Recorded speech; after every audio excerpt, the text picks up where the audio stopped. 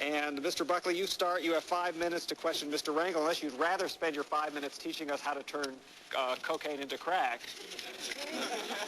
I've never studied the technique, but I know that I could learn it easily enough if anybody chose to instruct me in it. Mr. Rangel quotes, "Maybe I've lost sight of the real objective in the war on drugs. I figured we wanted to literally put the dealers out of business and make the USA a drug-free zone. Instead, the focus seems to be on putting a good face on things, and only just enough to create the illusion that the problem is really not as serious. Unfortunately, that's a cop-out."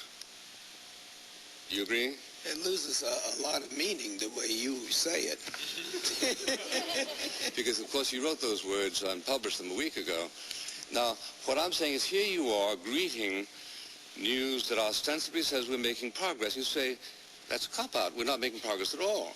So I want to hear from you whether you want a society based on, say, the Malaysian or the Singapore model, in which, and I'm not exaggerating, people get publicly flogged and they get hanged, and they get their fingers chopped off.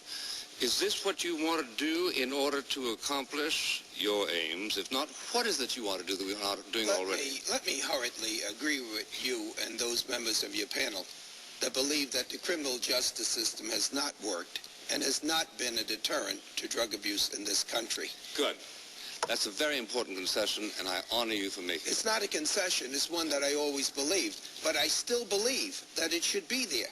Because in order to fight this war, you need all of these factors working together. Well, we should not allow people to be able to distribute this poison without fear that maybe they might be arrested and put in jail. Would you describe what kind of fear you have in mind that isn't already there by, for instance, Nelson Rockefeller's suggestion of life in prison, or the 1989 code of suggested 10 years? What I'm suggesting is that if Rich Dennis has his way and somebody wants to sell drugs to a child, that person should believe they will be arrested and go to jail for the rest of their natural life. That's what I'm talking about when I say fear. Well, you know that I have recommended capital punishment for anybody who sells dope to a minor. I am perhaps far out on this particular subject as far as my colleagues are concerned. But I want to know what you recommend, because you sit there making laws. What I recommend... 70% of the $11 billion that are appropriated are for enforcement. This is what I would recommend. I would recommend that the president pick somebody like Colin Powell, as he did to negotiate this war in the Middle East, and to say that what he would like to do is to make certain that the Secretary of Education has an education program for every child, that we have treatment for those people who need treatment, that we have a foreign policy where at least the Secretary of State would say it's against the interests of the United States of America to do business with people that produce and export that poison here. That's what I would like to see. This is bombast. It might work in Congress, but it doesn't really work in front of a But you rational asked me a question. Or you say you just get some magical guy with lots of charisma. It's not going to be easy. It's not a problem that the government can resolve by itself. It's not going to be easy. It takes families. It takes churches. Unless you're willing to say, let's hang the local pusher, you're not suggesting any alternative over the existing program because you don't want your lips to frame those words. They're too ugly.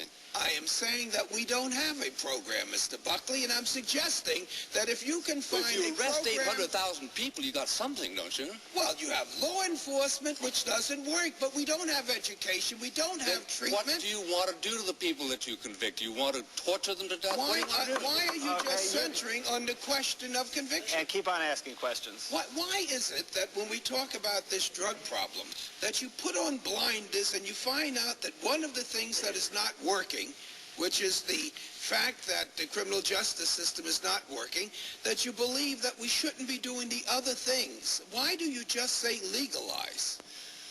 Well, because... Why don't you talk about education? The idea is to explore alternatives. That's what we're here to do.